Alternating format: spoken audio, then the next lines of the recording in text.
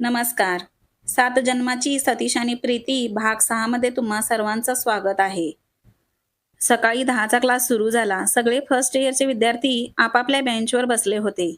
काही जण लॅपटॉप उघडून नोट्स तयार करत होते, तर काही मोबाईल सायलेंटवर टाकूनही चोरीने मेसेज तपासत होते. नेहमीप्रमाणे पुढच्या रांगेत शांत आणि अभ्यासू ग्रुप, तर मागच्या बेंचवर खसखसाट आणि हसणं सुरू होतं. देशपांडे सर आत आले. ग्रे कोट पॅन्ट, हातात फाईल आणि नेहमीप्रमाणे गंभीर चेहरा.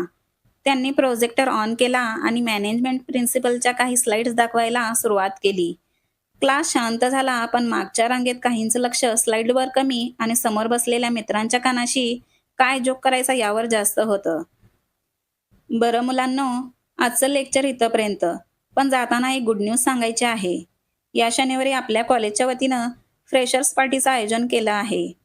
पहिल्या वर्षाच्या विद्यार्थ्यांसाठी ही पार्टी ठेवली जाते आणि सिनियर्सही त्यात सहभागी होतील. म्हणजे धमाल, मस्ती, गेम्स, डान्स सगळं काही. तर सगळ्यांनी तयारीने यायचं, ओके? क्षणात क्लासमध्ये एकच जल्लोष झाला. मुलं मुली एकमेकांकडे बघून हसू लागले. सगळ्यांच्या चेहऱ्यावर उत्साह उभा राहिला. फ्रेशर्स पार्टी हा शब्द ऐकताच कॉलेज लाईफची खरी मजा सुरू झाल्यासारखं सगळ्यांना वाटलं. कार्तिक हात वर करून म्हणाला, सर, मग अभ्यासाचं टेन्शन नाही ना त्या दिवशी? संपूर्ण क्लासमध्ये जोरदार हशा पिकला. प्रीती थोडी स्मित करत म्हणाली, अभ्यासाचं नाव आलं की सगळे गायब, पण पार्टीचा विषय आला की सगळ्यांच्या डोळ्यातच चमक येते बघ. त्यावर कार्तिक हसून म्हणाला, अगं, अभ्यास तर वर्षभर करायचाच आहे, पण अशा पार्ट्या म्हणजे उत्साह जास्त असणारच. असं म्हणत तो म्हणाला, आता खरी धमाल होणार. शनिवारी आपण सगळे एकदम भन्नाट एंट्री मारणार. नीता खोडकरपणे म्हणाली, कार्तिक, एंट्री तर तू आधीपासूनच जरा जास्तच मारतोस, पण आता पार्टीत तुझा डान्स पण जरा दाखव.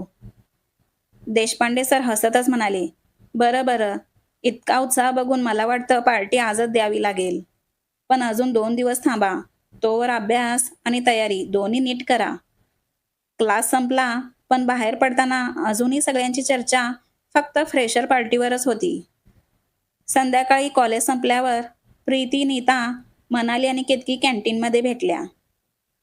समोरच्या टेबलावर चहाचे कप आणि समोसे ठेवले होते आणि नेहमीप्रमाणे गप्पांचा रंग चढला होता.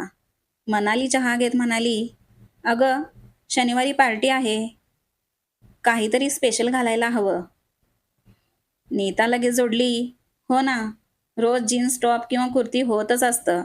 यावेळी आपण सगळ्या वेगळ्या स्टाईलमध्ये दिसूया. मनालीच्या डोळ्यात उत्साह चमकला. माझ्या डोक्यात तर आयडिया आलीये. आपण सगळ्या एकदम एलिगंट स्मोकी वन पीस घालून येऊया. साधं पण क्लासी. वा, आयडिया भारी आहे, नीता म्हणाली. केतकी ही टाळी देत म्हणाली, बस, ठरलं मग. उद्या शॉपिंगला जाऊ आणि एकदम मस्त ड्रेस निवडू. प्रीतीनेही हसत मान हलवली. मस्त. चला तर मग, मी सुद्धा तयार आहे. एकत्र शॉपिंगला गेलो की अजून मजा येईल. सगळ्या हसल्या आणि गप्पा पुन्हा सुरू झाल्या. पण आता प्रत्येकाच्या डोक्यात शनिवारच्या पार्टीतल्या लुकची कल्पना रंगू लागली होती. शेवटी शनिवार आला. संध्याकाळी कॉलेजचा हॉल एकदम झगमगून गेला होता. छतावर रंगीत फुगे, भिंतींवर रिबिनी आणि स्टेजवर मोठं वेलकम फ्रेशर्स असं लिहिलेलं बोर्ड चमकत होतं. लाईट्सचा झगमगाट, स्पीकर्सवर वाजणारी हिट गाणी आणि टेबलावर ठेवलेले स्नॅक्स, ड्रिंक्स, संपूर्ण वातावरणात उत्साह ओसंडून वाहत होता. ही पार्टी कॉलेजमध्ये नाही, कुणीतरी प्रायव्हेट दिली आहे असं वाटत होतं.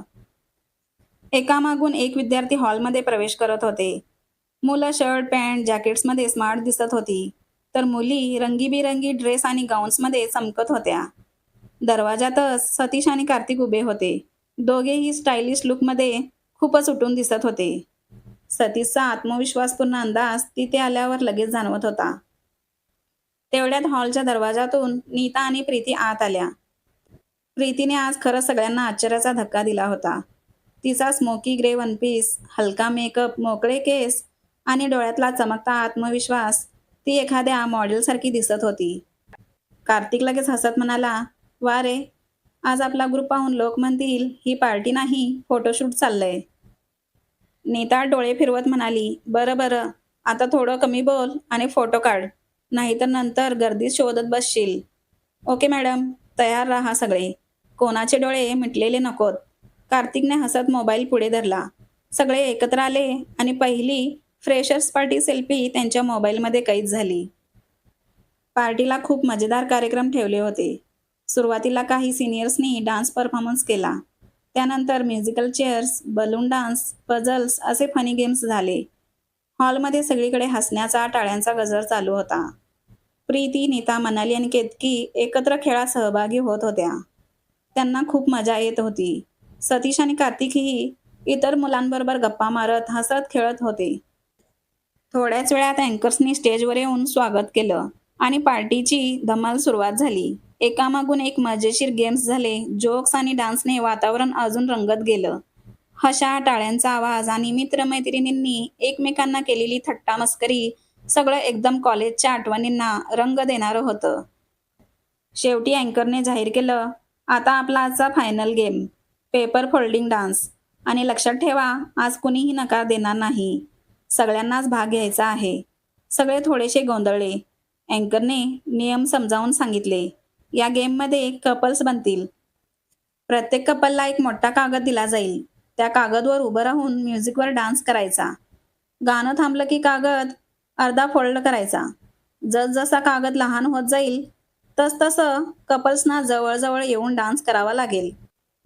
ज्यांचं पाय पेपरच्या बाहेर गेले ते आऊट. सगळ्यांनी एकच वाव केलं. पण मुलींमध्ये थोडा संकोच पसरला. प्रीती आणि नीतालाही फारसं कम्फर्टेबल वाटत नव्हतं. नीता कुजबुजली, अगं, मला खरं डान्स करायचा नाही या गेममध्ये. हो ग, मला पण आवडत नाही. पण तुला डान्स करायला आवडतो ना? नाही ग, असा डान्स करायला मला पण नाही आवडत. पण नाईलाज आहे, कारण सर्वांनीच भाग घ्यायचा आहे असं सांगितलंय. आता चला, जरा हसत खेळत करू. नंतर लवकर आऊट झालो तरी काही हरकत नाही. त्यांनी नावं दिली.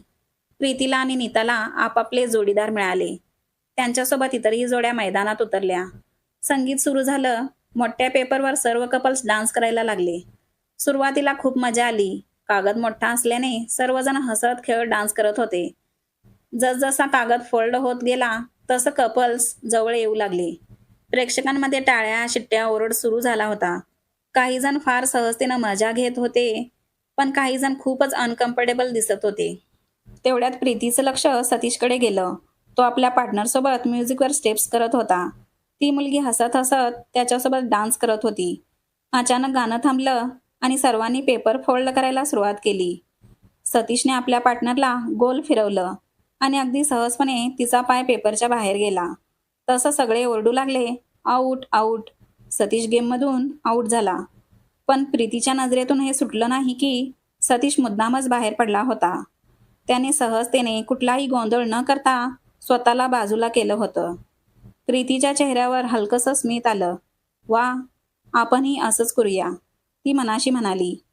पुढच्या राऊंडमध्ये गाणं थांबताच तिनेही आपल्या पार्टनरला फिरवलं आणि हळूच पाय पेपरच्या बाहेर नेला. तसं प्रीतीही आऊट झाली. नीता तिच्याकडे बघून हसली. अगं, एवढ्यातच आऊट? प्रीती हसत उत्तरली, अगं, मजा करणं पुरेसं आहे. जास्त टिकून काय करायचंय? तसं नीताही आऊट झाली. नीता आणि प्रीती दोघी बाजूच्या बाकावर बसून अजूनही चालू असलेला पेपर डान्स बघत होत्या. प्रत्येक राऊंडला पेपर लहान होत होता आणि बाकीची मुलं मुली कसाबसा तोल सांभाळत, हशा मस्करी करत उभी राहत होती. सभोवती प्रचंड गोंधळ आणि टाळ्यांचा आवाज घुमत होता. पण प्रीतीच्या नजरा मात्र वारंवार सतीशकडे जात होत्या. थोड्या वेळेपूर्वीच तिने अगदी स्पष्ट पाहिलं होतं. त्याने मुलीला फिरवताना जाणीवपूर्वक पाय पेपरच्या बाहेर काढून बाजूला झाला होता. बाकीची मुलं जिंकण्यासाठी कशाचाही विचार करत नव्हते. पण सतीशने मुद्दामच स्वतःला गेममधून बाहेर केलं होतं. त्या क्षणी प्रीतीच्या मनात विचारांचे ढग जमा झाले. खरंच तो बाकी मुलांसारखा नाही.